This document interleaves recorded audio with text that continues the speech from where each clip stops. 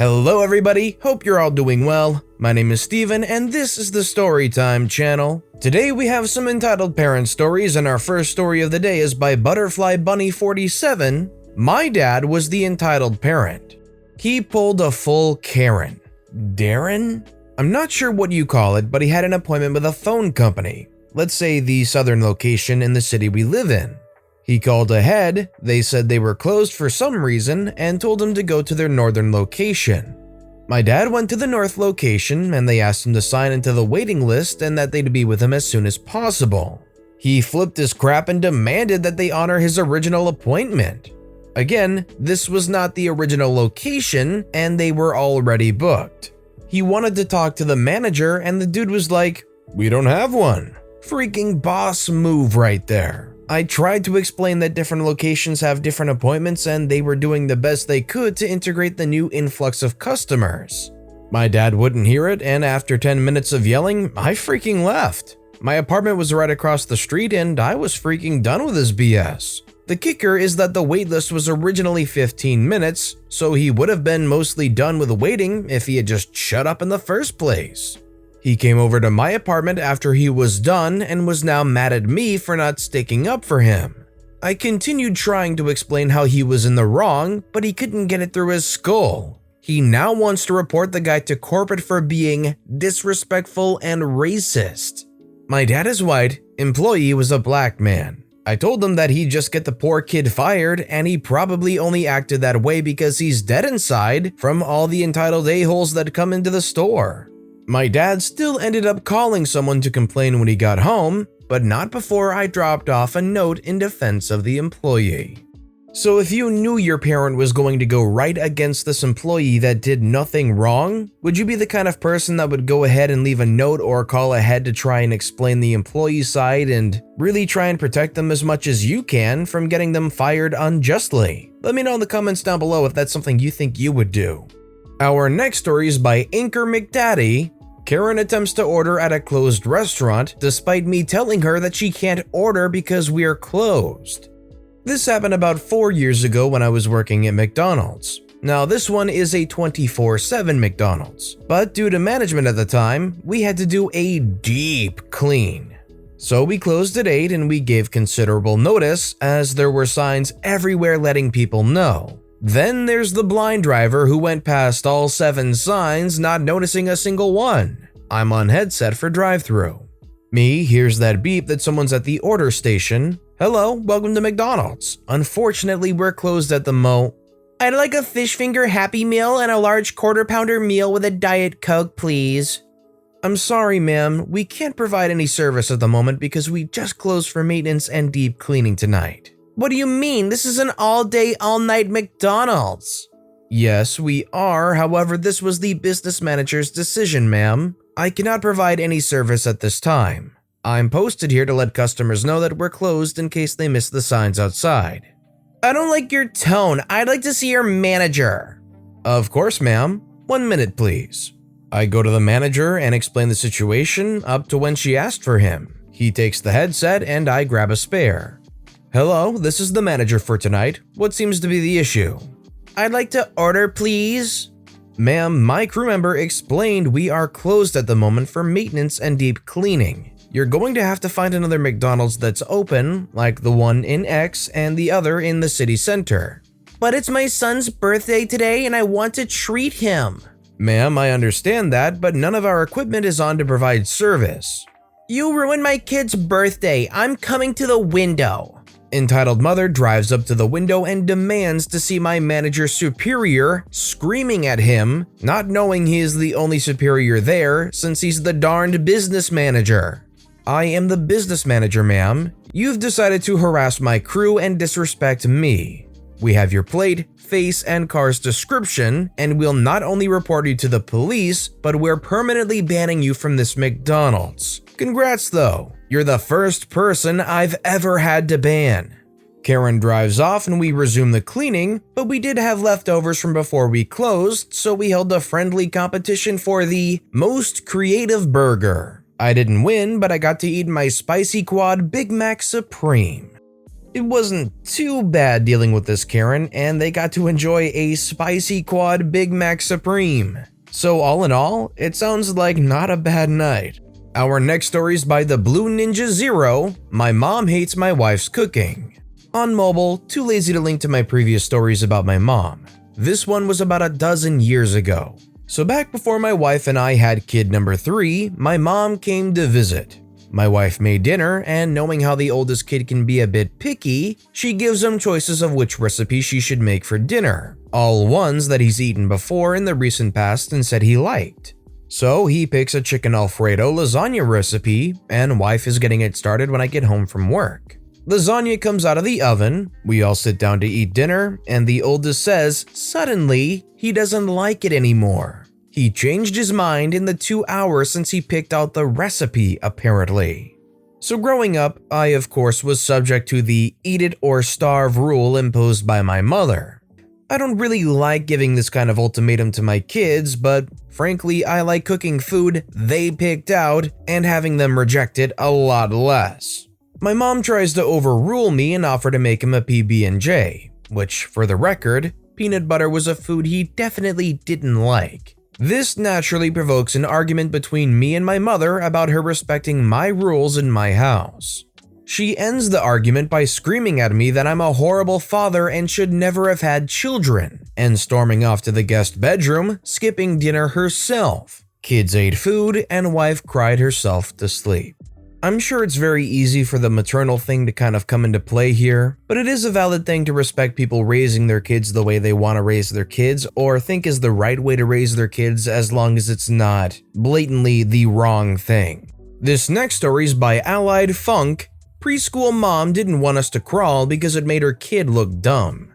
So this story is a little weird, and I didn't know a lot of the details until I was a lot older. I went to a small church preschool when I was younger, but this particular incident happened when I was in the 3-year-old class. A bit of necessary backstory. This was the year I got my first power wheelchair, but I wasn't allowed to use it much around the other kids because I was still learning how to drive it. I didn't like using my manual chair because it was heavy for me, so I crawled most of the time we were inside, and a bit at recess. Other kids started crawling when they played with me, and pretty soon our whole class would crawl around the classroom just because. All the other kids thought crawling was fun, and my teachers let it happen because they just saw it as us learning to be inclusive. It started to spread outside of just the classroom, and after a while, recess was the only time nobody was crawling, except me. One day as we were coming back from music, which was only a couple doors down the hall, I was racing a couple kids back to class, including entitled Mom's son. We were having a Mother's Day party, so our moms were there when we crawled in. His mom got onto him for getting his pants dirty, but I thought that was the end of it. I found out years later that his mom complained to the school. She thought the crawling made our class look developmentally delayed, or in her words, the R word, and demanded that we stop. She didn't want her kid to look like he couldn't walk when he was clearly old enough. She'd apparently had an issue with me being in the class to begin with, since it's not a special needs preschool. But she couldn't do anything about that. I don't know what she threatened the school with, but the teachers put a stop to the crawling. No one else could crawl outside the classroom, and I had to use my wheelchair whenever we were in the hallway. At the time, they told me they were afraid we'd get stepped on, but my mom said later on that the teachers just didn't want me to think it was my fault. It makes me sad that his mom was so concerned with appearances that she took away our fun. Just goes to show that biases are taught at a young age sometimes. It's unfortunately true. There's really no excuse for it. It just ended up being a situation that the mom saw that she just couldn't understand or couldn't fathom, or for some reason saw it as an entirely different thing than what it truly was and felt the need to completely shut it down for no good reason. This next story is by pumpkinthighs. Could my mom be religiously abusive? This all pretty much started when I was 13. At the time, I had undiagnosed depression, and as a result of just being sad, I shut myself in and hated going anywhere. I would flip out at a lot of people, and while it was an embarrassing part of my life, I don't think I can really blame myself. I mean, one day I'm just a happy teenager, and the next I'm hit with a wall of just self-loathing and sadness. You can credit it to regular teenage moodiness, but it doesn't just happen overnight. Anyways, when I first had some depressive episodes, I didn't want to go to church as a result. The first week or so, I could fake sick, but I couldn't fake sick every Sunday. My parents ended up dragging me to church while I was in tears because I didn't feel well mentally. Was confused as to why I didn't feel well mentally and hated my parents and church as a result. I remember my mom saying things like, "It's just a phase, you need to go to church. You don't get a choice in the matter." Very hypocritical considering the fact that my religion highlights the whole free agency thing. "You're in big trouble if we catch you out of line." I ended up hiding in the bathroom or leaving the church building just to cry and avoid my family. My mom specifically would drag me to the temple when I knew for a fact that I had been sinning and wasn't worthy to attend the temple.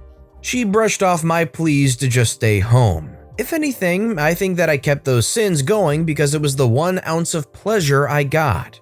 I didn't do it cause haha tick look funny I want the big D, but because I lacked pleasure and enjoyment in life, so that physical pleasure became a solid source of enjoyment in life. It was truly a dark place. I'm not entirely sure if this is how it works, but I think I either kicked the depression bucket away or learned to repress it and pretend everything was a-okay. My parents stopped saying those things because I was just sitting there quietly now, and I truly believe that I didn't get a choice or deserve a choice in my own religious path. It's pretty much been alright since then. There have been the occasional weekends when I just mentally feel horrible, only to get the whole, "you don't get a choice" crap. I'm 17 now and have officially been diagnosed. My depression had gotten really bad again. I believe it's partially due to the fact that I'm getting forced to attend church and attend a 6 a.m. church class every freaking weekday. I can't get enough sleep and I just want to have some time to focus on myself and practice healthy habits. It's not faith if it's forced. Recently, my mom turned to giving me a choice. Either I attend church and the early morning class, or lose driving privileges and successfully be isolated at home because I can't go out to see friends or go to work without asking for a ride. My mom claims it's not manipulation because it's a choice, but I really don't think she's in the right. Is my mom actually religiously abusive, or am I just a tired, moody teenager? So I would say personally, I think this lies more on the religiously abusive side of things. I'm not sure necessarily the abuse, but forcing you to go to these places, forcing you to take part in these things and not giving you a proper choice. That's definitely an issue here. Unfortunately, if you have a religious family, this is almost never the case. But if you decide that you don't want to be religious, you would hope that they would be able to respect that, which, like I said, it's hard with religious people. And our final story of the day is by Apollo Marcus, entitled "Mother Interrupts an Award Ceremony Because Her Daughter Didn't Win Anything." This story happened almost 2 years ago. I'm from a country in which you go to school from March to November/early December. It was the end of the school year. Well, when you finish 5th year/11th grade/junior year, they choose some people, 6, who'll carry the country's flag as the bearer and the guard in special ceremonies throughout their last year. These students tend to be the ones with the best grades and who are respectful and helpful around the school. All in all, model students. Well, that year, the moment when they announce who are the chosen students arrives and everyone pretty much has an idea of who is going to get selected. I was proudly among those 6. Thank you, thank you. However, everyone was shocked that one of my classmates, we'll call her Dove, was not. Okay, so Dove was a really bright student, but she had a bit of an attitude problem, especially against the principal and the school board. We were known for being a specially argumentative class. We wanted changes and we weren't gonna wait. But most of us could discuss respectfully with those who could solve the issues. But not Dove. That girl could not for the love of anything dear keep calm when discussing something with the principal, who was an entitled person on her own, but that's another story. Therefore, even if her grades were really good, she was not offered a position. At the end of the year, after the last day of school, the school organizes a small ceremony. not only for the flag transfer, the graduating students give the flag to the new bearers, but also to give some awards like the student from each year who tried the hardest, or for students who participated in different activities like Math Olympics. Up until that year, there was also the Best Classmate prize. Each grade/year had to vote for who they thought had to be the best classmate, typically the most helpful or friendliest one. It sounds nice when said that way. The problem is that most grades thought, oh, let's jokingly vote for so-and-so, aka someone who definitely did not deserve that prize. It came to a head and the school board decided to give this award privately a few days before the actual ceremony. Well folks, guess what?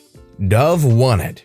And here is when entitled mother makes her appearance. Knowing full well what had happened, and also that her daughter had already received the medal for best classmate, she still had the guts to stand in the middle of the ceremony and loudly ask, "What about the other awards?" Everyone stopped for a moment to stare at her. From where I was sat, I could clearly see Dove trying to hide her face in shame.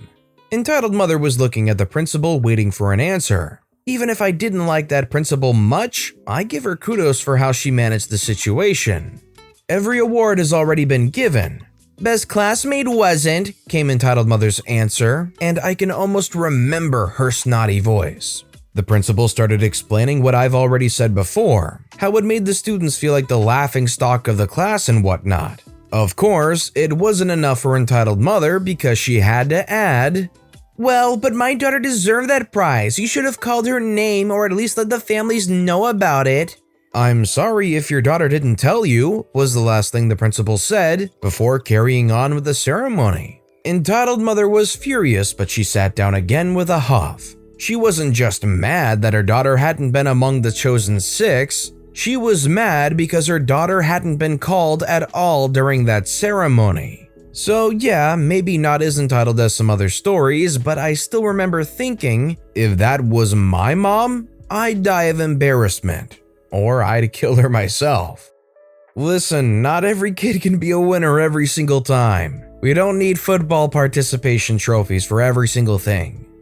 But with that being said, that's all the time we have for today. So which of these stories was your favorite and why? Let me know in the comments down below. But besides that, if you enjoyed the video, please consider liking and subscribing and turn notifications on if you haven't so you'll never miss an upcoming video. Any little thing that you do helps the channel grow so much more. Whether it's commenting, subscribing, or just watching the video, thank you all so very much for supporting me right here on the Storytime channel. I hope you all have a wonderful day, and I'll see you all next time, right here.